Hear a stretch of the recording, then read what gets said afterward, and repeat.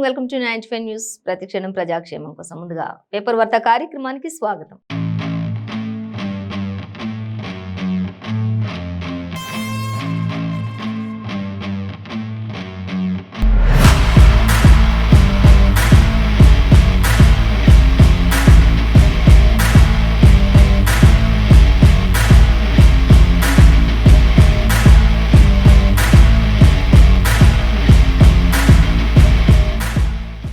మన ముందు నమస్తే తెలంగాణ, ఈనాడు, ఆంధ్రజ్యోతి, తెలుగు ఇలా రకరకాల దినపత్రికలని ఏ దినపత్రికల్లో ఏ వార్తలు నేనేది మనం మొదటిగా చూసుకున్నట్లయితే ఫస్ట్ ఆఫ్ ఆల్ మనం నమస్తే తెలంగాణ పేపర్ చూసుకుందాం. నమస్తే తెలంగాణ పేపర్ చూసినట్లయితే మనకి ప్రధానంగా నమస్తే తెలంగాణ పేపర్లు ఇచ్చినటువంటి హెడ్లైన్ చూస్తే కేంద్రానికి ఆదరం, కేసులకు బెదరం, సమరం ఆగదు అంటూ కూడా మరి మంత్రి కేటీఆర్ సవాల్ విసురుతూ చెప్తున్నటువంటి ఒక సభను ఉద్దేశించి ఆయన మాట్లాడుతున్నటువంటి పరిస్థితిని మనకి ఇక్కడ ఇచ్చారు. సో దానికి సంబంధించిన డీటెయిల్స్ మనం చూసుకుందాం. అలాగే మరొక ప్రధాన వార్త చూస్తే మ్యూచువల్ ఫండ్ పైన కన్నంతా కూడా అంటూ ఇచ్చారు మరొక దగ్గర. అలాగే సీఎం కేసీఆర్ కూడా చెప్తున్నారు ప్రజల దృష్టి మరల్చేందుకే మనీష్ అరెస్ట్ అంటూ కూడా మనకి ఇక్కడ ఇవ్వడం జరుగుతుంది. సరే, తర్వాత చూసుకుంటే హిందూ మతోన్మాదాన్ని ప్రోత్సహించదు అంటూ కూడా చెప్తూ ఉన్నారు. హైకోర్టు అక్కడ ఇవ్వడం కూడా జరుగుతుంది. సో దానికి సంబంధించిన డీటెయిల్స్ కూడా మనం చూద్దాం. ఇంకా మరొకటి చూసినట్లయితే ఆలోచనకు ఆవిష్కరణకు వారధి టీ వర్క్స్ అంటూ కూడా మనకి ఇక్కడ ఇచ్చారు. సో డీటెయిల్స్ చూద్దాం.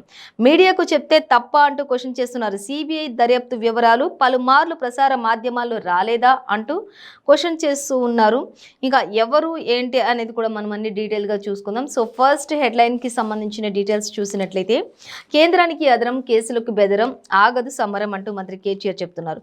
ఇంకా చూసినట్లయితే దోస్తుకు మాటలు మోస్తున్నది మోదీ. దోస్తుని మాట పడకుండా కాపాడుతూ అంటే అదానీ షేర్లకు సంబంధించినటువంటి విషయం గురించి మాట్లాడుతున్నారు ఇక్కడ మంత్రి కేటీఆర్. అలాగే అదానీ అలాగే ప్రధాని మోదీ ఇద్దరు కూడా దోస్తులు, ఆయనకు మూటలు మోస్తూ ఆయన విషయాలు ఏవి కూడా బయటికి రాకుండా చూసుకుంటూ ఆయనని కాపాడుతూ వస్తున్నటువంటి ప్రధాన సూత్రధారి ఎవరు అంటే ప్రధాని మోదీ అంటూ కూడా ఇక్కడ మనకి మంత్రి కేటీఆర్ చెప్తూ ఉన్నారు. కేంద్రం ఏం చేసినా కూడా అదిరేది బెదిరేది లేదు అంటూ కూడా చెప్తున్నారు. అదానికి మూటలు మోస్తున్నటువంటి ప్రధాని మోదీ అంటూ కూడా ఆయన గురించి ఇక్కడ మనకి చెప్తూ ఉన్నారు. అలాగే ప్రశ్నిస్తే కేసులు పెడతారా అంటూ కూడా మంత్రి కేటీఆర్ ప్రశ్న వేస్తూ ఉన్నారు. అలాగే మరొకటి వార్త చూద్దాం. రాష్ట్రానికి శని పట్టింది బీజేపీ అంటూ కూడా ఇచ్చారు. ఇక దానికి దివాళా కోరు రాజకీయం బీజేపీది అంటూ కూడా మంత్రి కేటీఆర్ చెప్తున్నారు. అలాగే బీజేపీ నేతలవి చిల్లర మాటలు అంటూ కూడా మంత్రి కేటీఆర్ కొంత విమర్శనాస్త్రాలు గుప్పించినట్లుగా చూడొచ్చు. ఇక్కడ మనం చిచోరా పనులు చేస్తూ ఉంటారు ఎక్కువగా బీజేపీ వాళ్ళు అంటూ కూడా మనకి ఇక్కడ ఇవ్వడం జరుగుతుంది. అలాగే హంతకుడే సంతాపం చెప్పినట్టుగా రేవంత్ తీరుంది అన్నట్లుగా ఇక్కడ హంతకుడే సంతాపం వ్యక్తపరిచినట్లుగా ఉంది రేవంత్ తీరు కూడా అంటూ ఇక్కడ మంత్రి కేటీఆర్ మరి వాళ్ళని కూడా ఉద్దేశించి ఇటు కాంగ్రెస్ నాయకులను కూడా ఉద్దేశించి చెప్తున్నటువంటి పరిస్థితి మనం ఇక్కడ గమనించవచ్చు. అలాగే సైఫ్ అయినా సంజయ్ అయినా ప్రీతి బాధ్యుల్ని వదలమంటూ కూడా ఇక్కడ మంత్రి కేటీఆర్ మాట్లాడుతున్నారు. సైఫ్ అయినా సరే, సంజయ్ అయినా సరే, ప్రీతికి సంబంధించినటువంటి బాధ్యులు ఎవరైతే ఉంటారో, ప్రీతి మరణానికి కారకులైనటువంటి వారు ఎవరైతే ఉంటారో వారిని ఎట్టి పరిస్థితుల్లో కూడా వదిలిపెట్టేదే లేదు అంటూ కూడా మంత్రి కేటీఆర్ చెప్తున్నారు. అలాగే బీఆర్ఎస్ వర్కింగ్ ప్రెసిడెంట్ మంత్రి కేటీఆర్ అనేక విషయాలను అక్కడ షేర్ చేసుకున్నట్లుగా తెలుస్తుంది. సో 104 కోట్లతో 3 లిఫ్ట్ పనులకు ఆయన శంకుస్థాపన చేసినట్లుగా కూడా తెలుస్తుంది. అలాగే స్టేషన్ గన్పూర్ని మున్సిపాలిటీగా కూడా చేస్తామని చెప్పేసి మంత్రి కేటీఆర్ హామీ ఇవ్వటం కూడా జరిగింది అనేది మనకి ఇక్కడ ఇవ్వడం క్లియర్గా ఇచ్చారు. సో దానికి సంబంధించిన డీటెయిల్స్ కూడా మనం చూడొచ్చు. రానున్న కాలంలో స్టేషన్ గన్పూర్ ఏదైతే ఉందో దాన్ని మున్సిపాలిటీగా కూడా చేస్తాము అంటూ కూడా ఆయన హామీ ఇచ్చేశారు. అలాగే ఇక ఇటు ప్రీతికి సంబంధించి తను మరణానికి సంబంధించినటువంటి తను మరి మెడికో విద్యార్థి ప్రీతికి సంబంధించి కఠినలు ఎవరైనా సరే, దోషులు ఎవరైనా ఎంతటి వారైనా సరే, సైఫ్ కావచ్చు, సంజయ్ కావచ్చు, ఎంతటి వారైనా సరే వాళ్ళని ఎట్టి పరిస్థితుల్లో కూడా వదిలిపెట్టే ప్రసక్తే లేదు అంటూ కూడా ఆయన మరి చెప్తూ ఉన్నటువంటి పరిస్థితి ఇక్కడ మనం చూడొచ్చు. సో దానికి సంబంధించిన ఇంకా పూర్తి డీటెయిల్స్ అన్నీ కూడా మనం ఇక్కడ సెకండ్ పేజీలో చూడొచ్చు అంటూ ఇచ్చారు. సో మరొక వార్త మనం చూసినట్లయితే ఎస్ఎస్ఈ ఇండెక్స్లో కూడా అదానీ కంపెనీలు ఉన్నాయి అంటూ రోజుకొకటి, అంటే తీగ లాగితే డొంక కదిలింది అన్నట్లుగా ప్రతి ఒక్క రోజుకొకటి కొత్త విషయం బయటికి వస్తూ ఉంది. ఈ విషయాలన్నింటినీ కప్పిపుచ్చుకుంటూ వస్తున్నది కూడా మోదీయే అంటూ కూడా చెప్తూ ఉన్నారు. ఇంకా చూస్తే మ్యూచువల్ ఫండ్ పైన కూడా కన్ను అంటూ ఒక క్వశ్చన్ మార్క్ పెట్టినట్లుగా మనం చూడొచ్చు. అంటే దానికి సంబంధించిన డీటెయిల్స్ ఒకసారి మనం చూసినట్లయితే ఎంఎఫ్లతో 6.5 లక్షల కోట్ల సంపద ఉంది. 5 కంపెనీలకు తాజాగా ఎన్ఎస్సి గ్రీన్ సిగ్నల్ కూడా ఇచ్చింది. నిర్ణయాన్ని సమీక్షించాలన్న ఆర్థిక నిపుణులు అంటూ కూడా ఇచ్చారు. అలాగే అదానీ వ్యవహారంపై సెబీ దర్యాప్తు కూడా చేయాల్సిన అవసరం ఎంతైనా ఉంది అంటూ కూడా చెప్తూ ఉన్నారు. అలాగే రిస్క్కు సిద్ధపడే వాళ్ళే ముందుకు రావాలి అంటూ కూడా మరొకరు చెప్పడం కూడా మనం ఇక్కడ గమనించవచ్చు. అదాని షేర్లతోటి దానికి సంబంధించిన అన్నీ కూడా తెలుసుకోవాలంటే కొన్ని రిస్కులు చేయాల్సి ఉంటుంది. ఆ రిస్కులు కూడా చేయడానికి సిద్ధంగా ఉన్నారు అనుకుంటేనే అవి చేయాలి అంటూ కూడా ఇచ్చారు. అయితే డీటెయిల్స్ మాత్రం మనకి 3rd పేజ్లో ఇచ్చారు. మొత్తంగా అయితే ఎన్ఎస్ఈ ఇండెక్స్లో కూడా అదాని కంపెనీలకు సంబంధించిన డీటెయిల్స్ అన్నీ కూడా ఉన్నాయి. అక్కడ దాంట్లో కూడా వాళ్ళ షేర్స్ ఉన్నాయి అనే దానికి సంబంధించి మాత్రం మనకి ఇక్కడ ఇచ్చినట్లుగా మనం గమనించవచ్చు. సో మరొక వార్త మనం చూద్దాం. ప్రజల దృష్టి మరల్చేందుకే మనీష్ అరెస్ట్ అంటూ సీఎం కేసీఆర్ చెప్తున్నారు.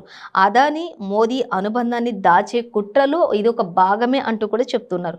ఇక ఢిల్లీ డిప్యూటీ సీఎం అరెస్టుపై కేసీఆర్ ఖండన అంటూ కూడా చెప్తూ ఉన్నారు.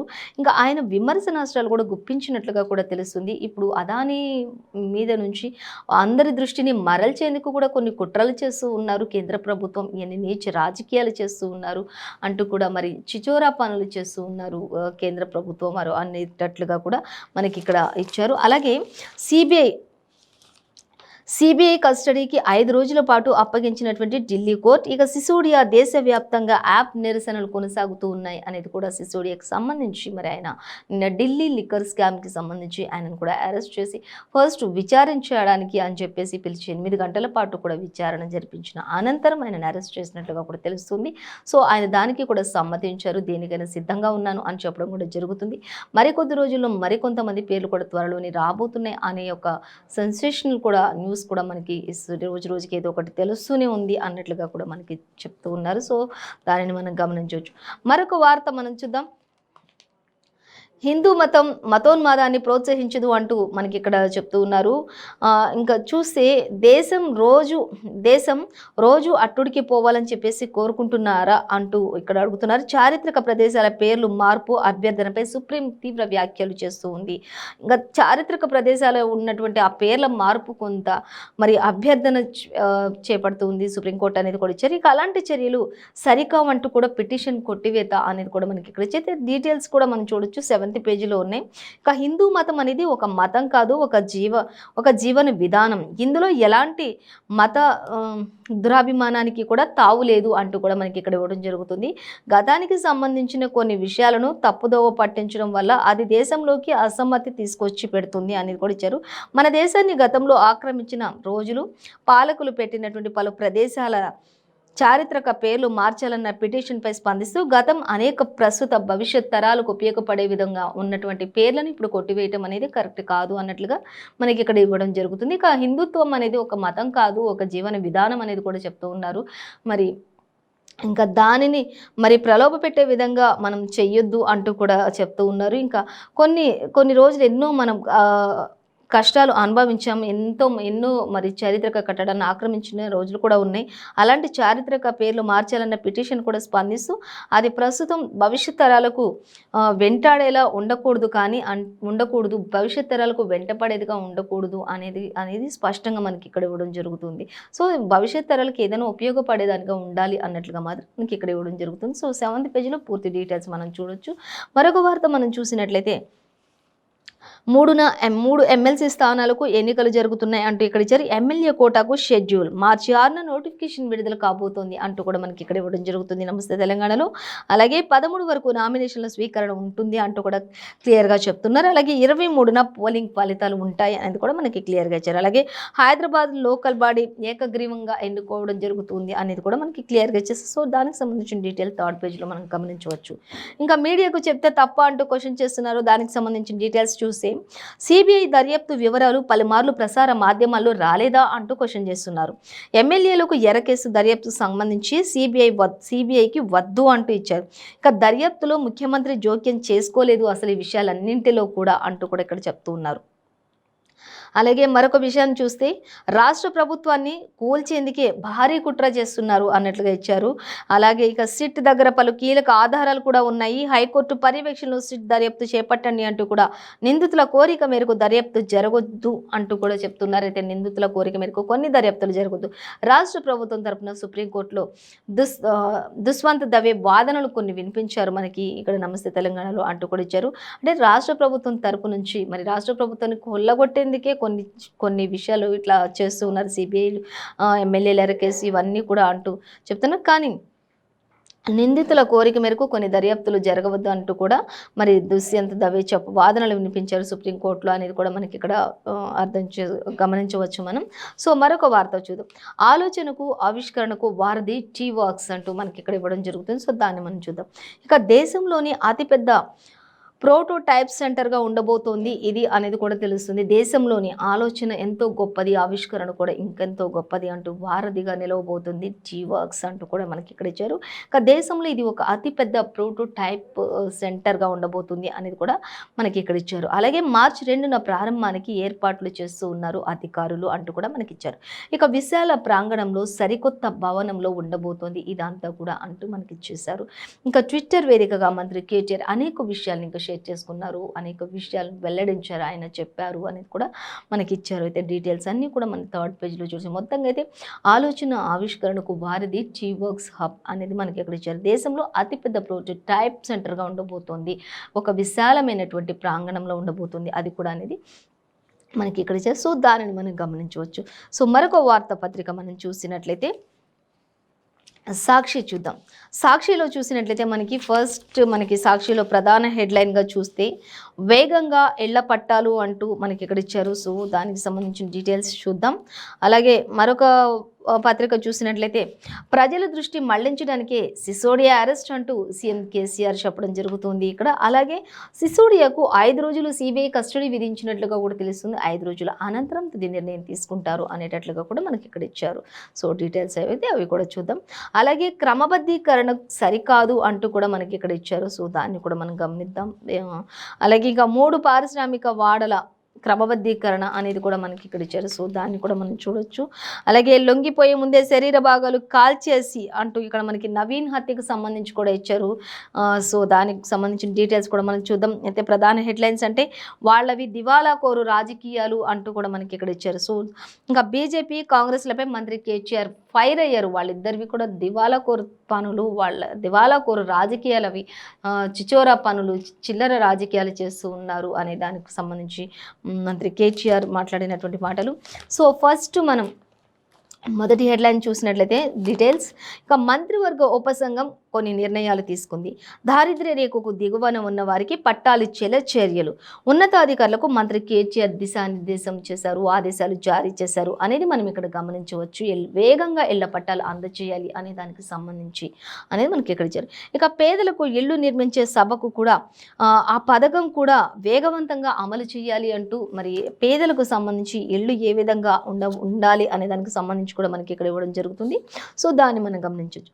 అలాగే ఇంకా సొంతగా జాగా ఉంటే కనుక ఒకవేళ ఇంటి నిర్మాణానికి నిధులు, జాగా లేని వారికి స్థలాలు, ఒకవేళ స్థలం ఉన్న వాళ్ళకి ఇంటిని నిర్మించుకోవడానికి నిధులు అందజేస్తారు.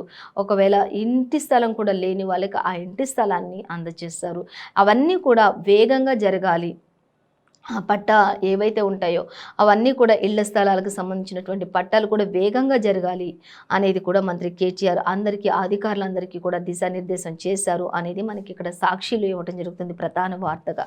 సో ఇంకా మనం చూసినట్లయితే ఇక ఉపసంఘం సమావేశంలో మాట్లాడుతున్న మంత్రి కేటీఆర్ చిత్రంలో శ్రీనివాస్ గౌడ్, అలాగే సబిత, అలాగే హరీష్, అలాగే తలసాని, ఎర్రబెల్లి, అలాగే పువ్వాడ తదితర మంత్రాలు ఇతరాత్రులు కూడా ఉన్నారు.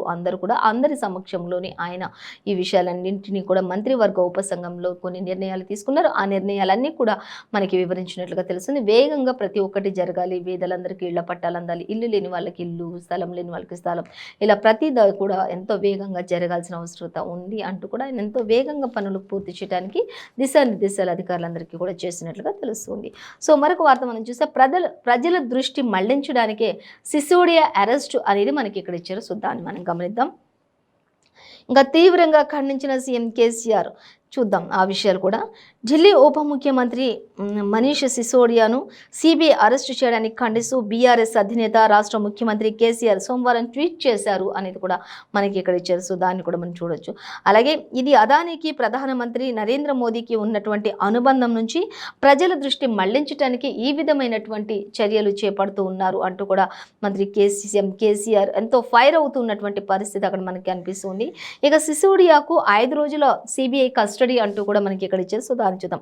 వేర్వేరు ఫోన్లు వాడటం నేరం కాదని కూడా వాదించిన సిసోడియా తరపు లాయర్లు. వేర్వేరు ఫోన్లు వాడటంలో తప్పు లేదు అంటూ సిసోడియా తరపున ఉన్నటువంటి న్యాయవాదులు కూడా మరి వాదించడం కూడా జరిగింది అంటూ కూడా తెలుస్తుంది. అయినప్పటికీ కూడా సిబిఐ 5 రోజుల పాటు వారికి కస్టడీ విధించినట్లుగా తెలుస్తుంది.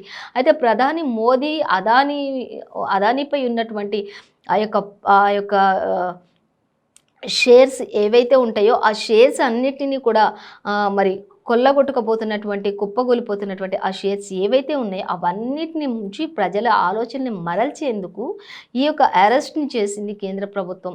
మరి ఈ అరెస్టులన్నీ కూడా దానికి సంబంధించి జరుగుతున్నవి అంటూ కూడా మనకి మంత్రి సీఎం కేసీఆర్ అలాగే మంత్రి కేటీఆర్ కూడా చెప్పడం జరుగుతుంది. సో వాళ్ళు ప్రజల దృష్టి మరల్చేందుకే ఇవన్నీ చేస్తున్నారు అంటూ. అలాగే ఇంకా చూద్దాం. అరెస్టుపై పలు రాష్ట్రాల్లో యాప్ కార్యకర్తల ఆందోళనలు. అరెస్టు కొనసాగిన యాప్ బీజేపీ పరస్పర విమర్శలు చేసుకుంటూ ఉన్నాయనేది కూడా మనకి ఇక్కడ ఇచ్చారు. సో దానికి సంబంధించి కూడా మనం అన్ని డీటెయిల్స్ 6th పేజీలో చూడొచ్చు. మొత్తంగా అయితే సిసోడియాకు 5 రోజుల పాటు సిబిఐ కస్టడీ విధించింది. ఇదంతా కూడా ప్రజల దృష్టిని మరల్చేందుకే కేంద్ర ప్రభుత్వం చేస్తున్నటువంటి నీచ రాజకీయాలు ఇవి అన్నట్లుగా మాత్రం ప్రస్తుత రాష్ట్ర అధికార పార్టీ వాళ్ళు మాట్లాడుతున్నటువంటి పరిస్థితి. సో మరొక వార్త మనం చూద్దాం. క్రమబద్ధీకరణ సరికాదు అంటూ ఇచ్చారు. తేల్చి చెప్పిన హైకోర్టు ధర్మాసనం. గడువు ముగిశాక దరఖాస్తులను పరిశీలించాలని కోరడం సమర్థనీయం కాదు అంటూ కూడా చెప్తుంది హైకోర్టు. సో మరొక వార్త చూద్దాం. ఎల్ఆర్ఎస్ పిటిషనర్ల స్పష్టీకరణ. గతంలోనూ ఎల్ఆర్ఎస్ను తప్పుపట్టినటువంటి ఉన్నత న్యాయస్థానం అనేది కూడా ఇచ్చారు. దీనికి సంబంధించి డీటెయిల్స్ కూడా మనం 2nd పేజ్లో చూద్దాం. అలాగే ఇక 3 పారిశ్రామిక వార్డుల క్రమబద్ధీకరణ అంటూ ఇచ్చారు. సాధ్యాసాధ్యాలు పరిశీలించాలన్నటువంటి మంత్రివర్గ ఉపసంఘం. అలాగే బాలానగర్, హఫీజ్పేట్, అజామాబాద్ ప్రాంతాల్లో రెగ్యులరైజేషన్ చర్చ కొనసాగుతుంది అనేది కూడా మనకి ఇక్కడ ఇవ్వడం జరుగుతుంది. సో ఇంకా మనం చూసినట్లయితే వాళ్ళవి దివాళాకోరు రాజకీయాలు అంటూ మరొక ప్రధాన వార్త ఇక్కడ కనిపిస్తుంది. ఇక బీజేపీ కాంగ్రెస్లపై మంత్రి కేటీఆర్ ఫైర్ అవుతూ ఉన్నారు. ప్రజలను పట్టించుకోకుండా అంబానీలకు ఊడిగం చేస్తున్నారు. ప్రధాని మోదీ అదానీలకు అంబానీలకు ఊడిగం చేస్తున్నారు. అలాగే రేవంత్ ఒక్క ఛాన్స్ అని అడుక్కుంటుంటే ఓట్లు వెయ్యాలా అంటూ కూడా క్వశ్చన్ చేస్తున్నారు. మరి ఇంకొక విషయం చూసినట్లయితే కిషన్ రెడ్డి మెదడు మోకాళ్ళల్లో ఉందో అరికాళ్ళల్లో ఉందో తెలియట్లేదు అంటూ కూడా కేటీఆర్ ఫైర్ అయినట్లుగా తెలుస్తుంది. ఇక కిషన్ రెడ్డి ఏమో ఆయన మోకాళ్ళల్లో మెదడు ఉంది అంటూ కిషన్ రెడ్డిని, ఇట్లా రేవంత్ మాత్రం ఒక్క ఛాన్స్ అని అడుక్కుంటే ఓట్లు వెయ్యాలా అంటూ కూడా ఆయనను ఉద్దేశించి క్వశ్చన్ చేస్తున్నారు మంత్రి కేటీఆర్. అలాగే హనుమకొండ జిల్లాలో పలు అభివృద్ధి పనులకు ప్రారంభోత్సవం, శంకుస్థాపనలు అనంతరం రైతు కృతజ్ఞత సభలో మాట్లాడిన మంత్రి కేటీఆర్. అయితే అక్కడ కొన్ని శంకుస్థాపనలు, ప్రారంభోత్సవాలు హనుమకొండ జిల్లాలో చేశారు.